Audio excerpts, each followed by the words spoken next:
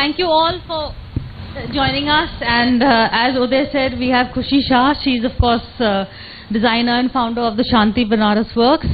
And she also designed the look for the Naika Devi, the warrior queen.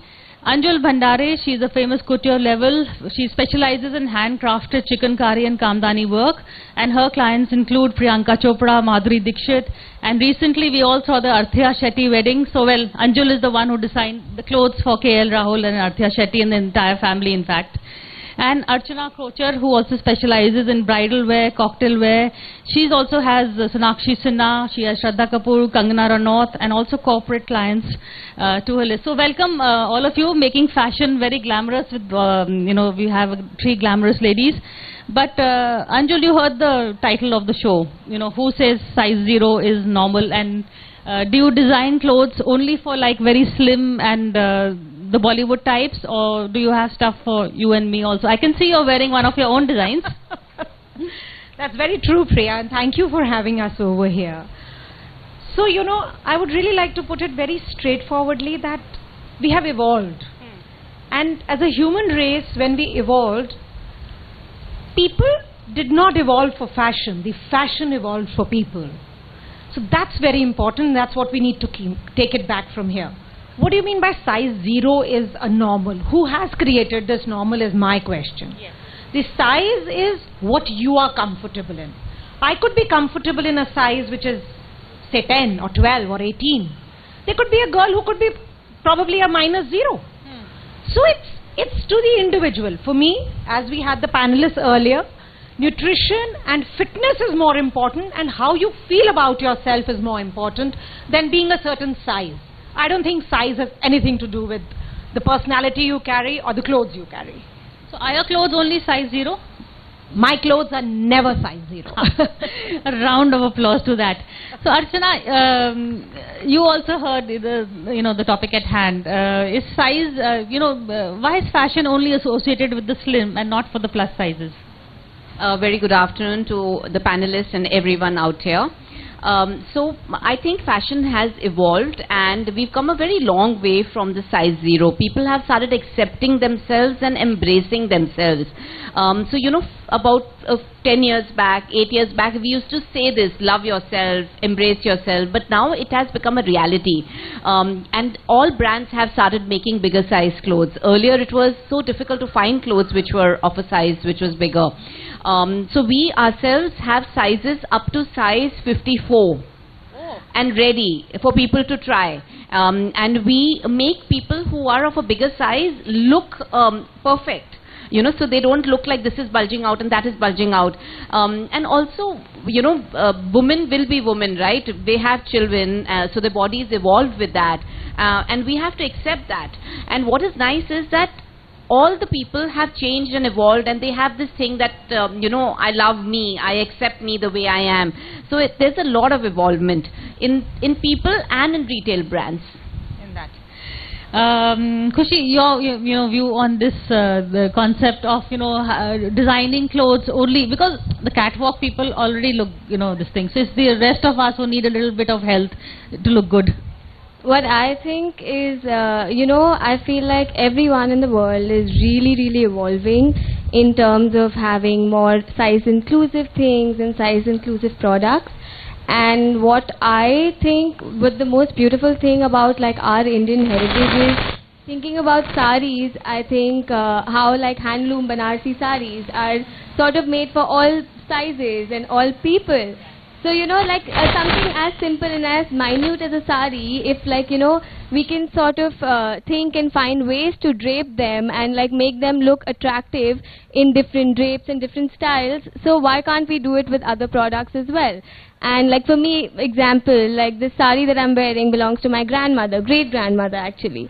So it's more of a handloom piece and more of everyone and anyone can wear it, and it depends on the way you carry it and the way you're, moving around with it. So I feel like it's very impressive to see how brands are evolving, and even every mindset is evolving in the way that everyone is trying to be inclusive of all of this. So it's beautiful.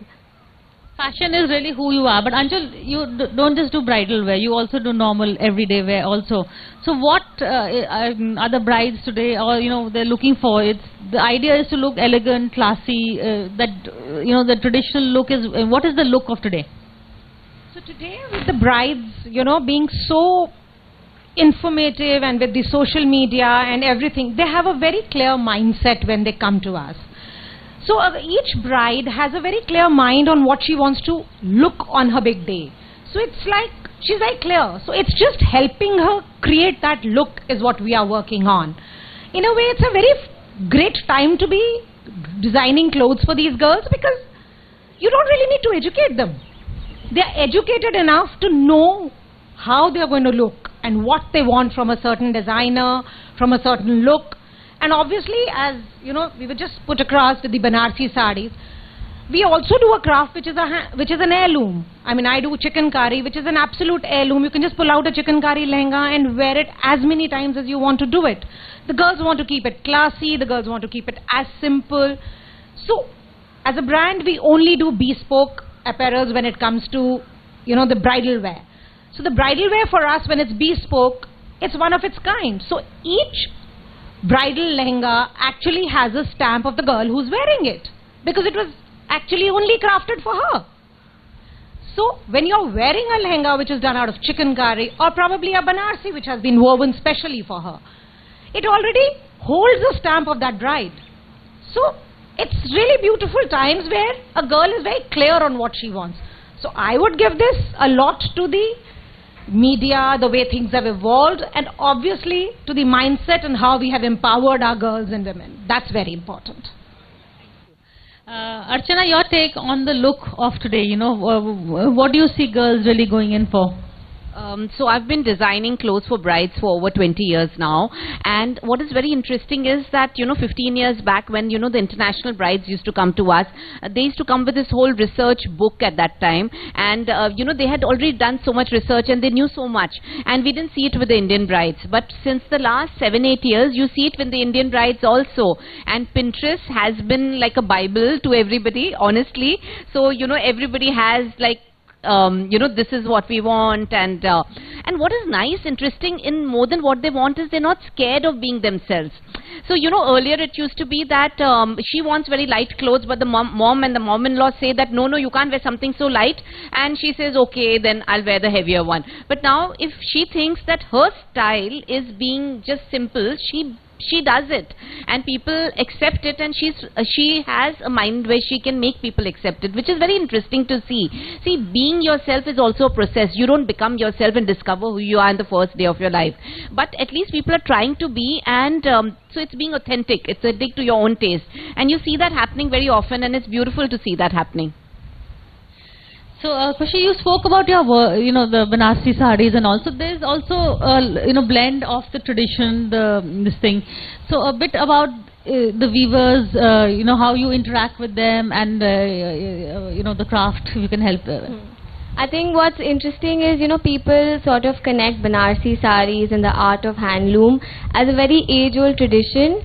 But what's interesting to see is, like, even the people of today, the voice of today, wants to sort of embrace the tradition, wants to know how their product is getting made. And what's the most interesting is, I've had clients come to the store and they've been so curious to know, like, how long it took to weave one sari, or how many weavers were a part of it, how many hours it takes. So it's very interesting that people actually want to be informed, and they're not following a cult or following a specific, like, if someone's wearing this, we also want to be wearing this.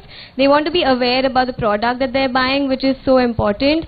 And if like this maintains, then I feel like we'll have very conscious buyers. So it's very interesting to see that. Thank you.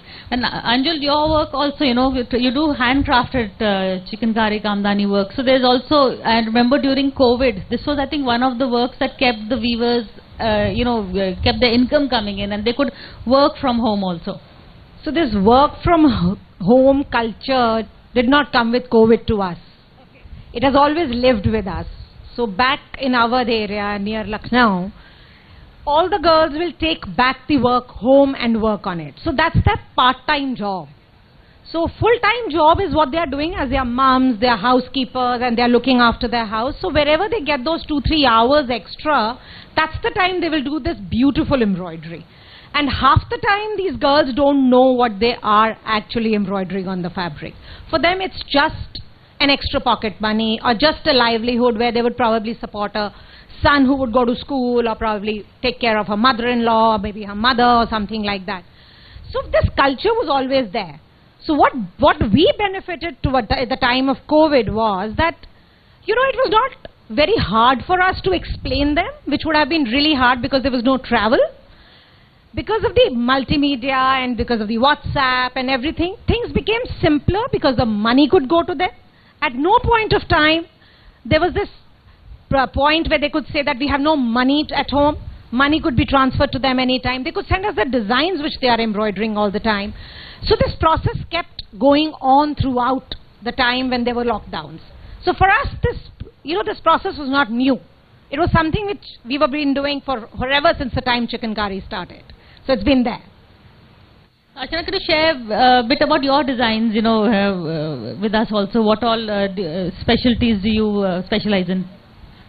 So we get a lot of our fabrics woven by woven weavers in Jharkhand and Madhya Pradesh, and we try to make all the fabrics without killing any silkworm. So there's a whole process that happens behind it.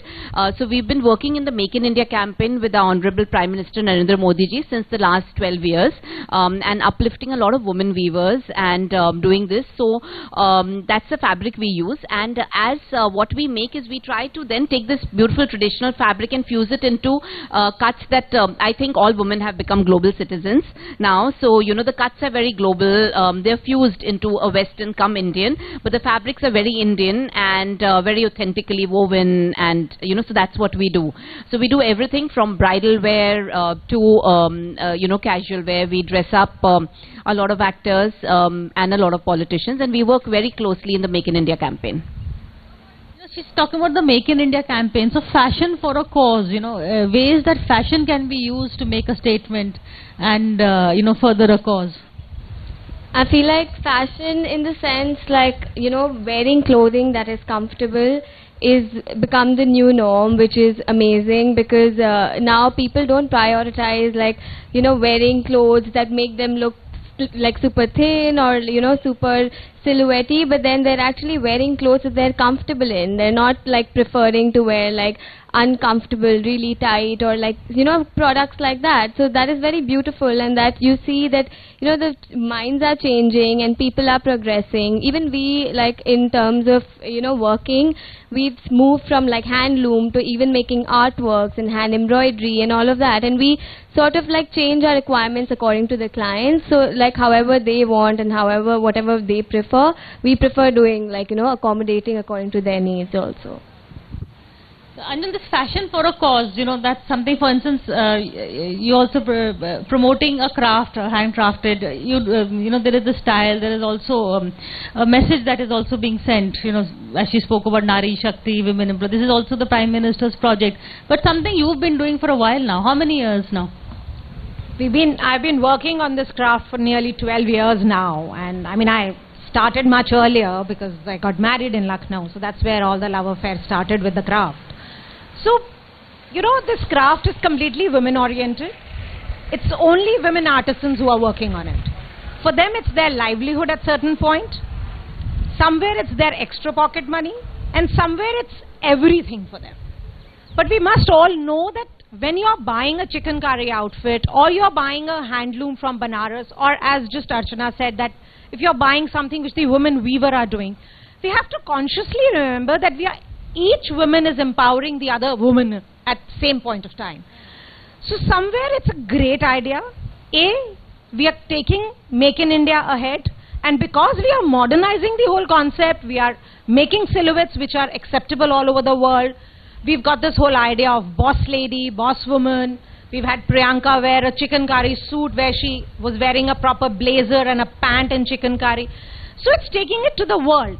So that's the whole idea. So it's taking that woman who works on a fabric or works on an art form or an embroidery and taking her to the world stage. That's the empowerment, and that's what we need to take it from here. And we have to all the time remember one thing, that we are just, just a wire media for these artisans to show them to the world. And it's our responsibility, because we have this position where we can take them to a certain place. And we should actually take this forward. Fair enough. My last question to all of you is, which is the celebrity that you can think of that actually makes a statement with her fashion sense? Archana? Since you've all dressed celebrities. I think that's a tough question, but I think that, that's what being a true celebrity or a fashionista is, that they own their look. And there's a whole process to actually owning your look. So the first time I did New York Fashion Week, I realized what it is to own your look, So the models who walk for you at New York Fashion Week only walk for you because they own that look and they're not walking for any other designer. So I think that's what the celebrities, it's an art. They own the look they're wearing, and that's how they look so great in it. So many of them are amazing. Deepika is amazing with how she carries her clothes. Kareena is amazing with what she infuses into the look. But so many of them are amazing, and that's why they are there. So I think it's very difficult to pick one. Kareena I have a problem with, because she's the one who made size 0 and made life miserable for the rest of us. But your take. Yes. I think I agree with what Archana ji has to say. With it totally depends on, again, how you're carrying yourself and how you're carrying the saris and everything. Where, I feel like one of the most inspirational women for me would be Smriti Irani ji. The way she carries herself and the way, how bold she is and how bold she would look, even wearing a beautiful sari. So that is just, I think I would definitely look up to her. All right. Anjul, last word to you. I would really like to close this on saying that we must all remember at the end of the day that people are not amendable. The fashion is amendable. So please be yourself and believe in what you are comfortable with and are happy wearing. It's all about yourself at the end of the day. Great. Be yourself and don't let, the fashion tyrants come and dictate terms to you. On that note, that's what the fashion designers here on stage say. I think that's a wonderful message for today. Thank you so much. Thank you. Thank you, everyone. For more such videos, subscribe to the NewsX YouTube channel, hit the bell icon.